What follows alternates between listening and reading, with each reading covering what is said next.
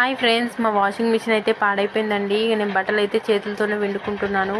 ఎందుకంటే అమ్మ వాళ్ళు మోపడి బట్టలు చేతులతో ఎట్లా విండుకుందరు అండి, నిజంగా అర్థమవుతలేదు.